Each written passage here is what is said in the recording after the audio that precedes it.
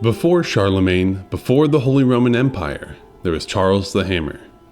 A warrior statesman, he not only crushed foreign invasions, but also laid the foundation for medieval Europe. Born an illegitimate son to Pepin of Herstal, ruler of a few Frankish territories, Charles enjoyed the youth of an aristocratic warrior, but was never expected to inherit his father's rule. Between royal courts and battlefields, he was trained as a warrior, receiving instruction in sword fighting, horseback combat, and military strategy. However, a crisis of power emerged when Pepin died in 714 AD. His widow Plectrude moved swiftly to secure power for her descendants by imprisoning Charles. Whether originally ambitious for Pepin's throne or not, Plectrude's power play energized Charles into action. Escaping captivity, Charles rallied loyal followers and launched a campaign for the crown. In 4 years, Charles reigned alone over his homeland. His stepmother Plectrude was forced out of power into a convent. This high-stakes Game of Thrones honed Charles' political cunning, military strategy, and decisiveness that made him more than just another Frankish leader. Subsequent years would continue to try Charles' political will and power. The nobles of Neustria and Burgundy originally opposed his rise to rule, but a series of military victories, strategic alliances, and diplomacy brought these neighbor realms under his control, securing the former boundaries of Pepin's rule under one leader again. Shortly before Charles' struggle for the Frankish kingdom, a darker tide was rising to the south. Muslim forces under the Umayyad Caliphate invaded Visigothic Spain, defeating the Visigothic King Roderick in 711 at the Battle of Guadalete. Within a decade, the Umayyads had pushed as far as Narbonne in southern Gaul, kicking off a war between the Franks and the Umayyads.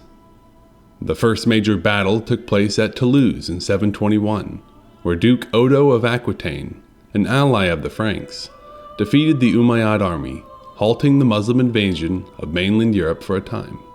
Nonetheless, raids into Gaulish territory continued. When the new Umayyad governor of Al-Andalus took over, he assembled a massive force of 20,000 to 50,000 soldiers to renew the invasion of Gaul.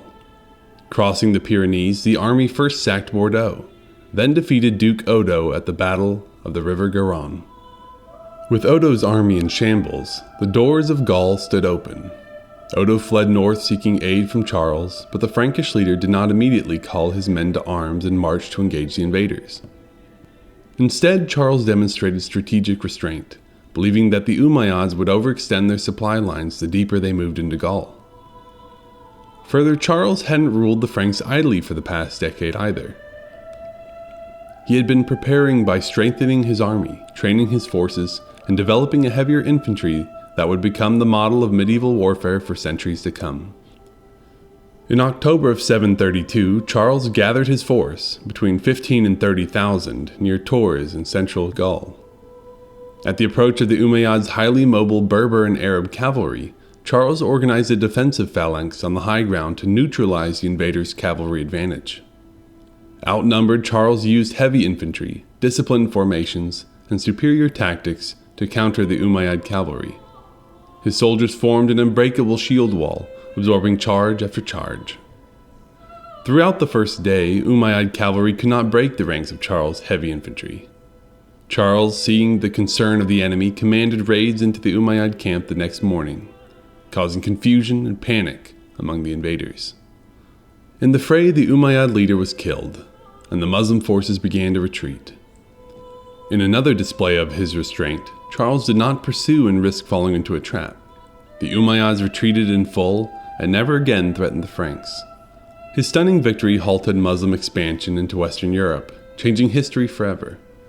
If the Caliphate had won at Tours, much of Europe could have fallen under Islamic rule.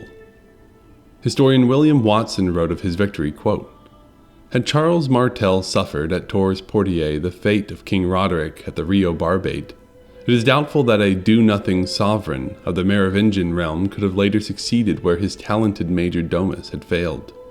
Indeed, one can even say with a degree of certainty that the subsequent history of the West would have proceeded along vastly different currents had Abd al-Rahman been victorious at Tours-Poitiers in 732. End quote. It may be at Tours that Charles earned the title Martel, meaning hammer, because he smashed his enemies on the battlefield. His relentless strength and cunning in war made him one of history's greatest military leaders. Charles adapted Frankish military tactics, emphasizing armored cavalry and disciplined infantry, a model that influenced medieval European warfare for centuries. Beyond Tours, Charles spent decades securing and expanding the Frankish realm. He defeated internal revolts, crushed rival nobles, and laid the groundwork for a unified France. Unlike many rulers who retired in peace, Charles fought battles late into his life. He was never shy to go to war, nor eager. His strategic patience made him the military genius of his time. But he wasn't just a warlord. Charles was an innovator in administrative rule as well. To maintain his army, Charles began granting land to warriors in exchange for military service. This system evolved into feudalism, the backbone of medieval Europe. Charles also never seemed to care for the prize of kingship. Though he was no doubt the ruler of the Franks, he never declared himself king. Instead, he maintained his rule by the existing title of the Mayor of the Palace and the Duke of the Franks, even after the last king Theodoric IV had passed. During his lifetime, however, he was also a great supporter of Christianity in Europe. He supported missionaries, particularly Saint Boniface, with military protection and political backing, allowing Boniface to establish churches and monasteries. His kindness toward Boniface would be later returned, as Boniface would later anoint Pepin the Short, Charles' son, as king in 751, strengthening the Carolingian papal alliance in later years.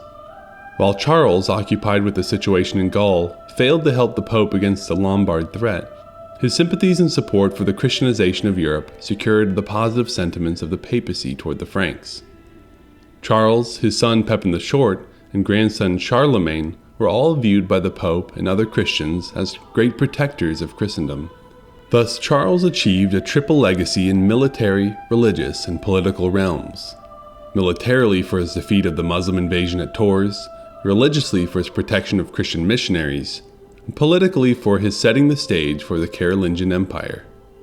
Without Charles, there would be no Christian Gaul, no Charlemagne, no Carolingian Empire, and perhaps no Holy Roman Empire. The medieval West would have looked very different culturally, religiously, and politically without Charles the Hammer. In uncertain times, leaders who defend their culture, values, and future are needed more than ever. Charles the Hammer was a warrior when Europe needed one. Who will take up that mantle today? Thanks for watching. If you enjoyed this video, be sure to like, subscribe, and comment down below with your thoughts.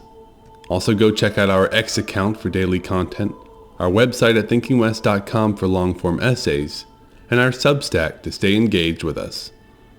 Thank you to all of you who support our work in highlighting the great minds and ideas that shape the West, especially in this digital age where this type of content is antithetical to modern 6-second attention spans. Until next time.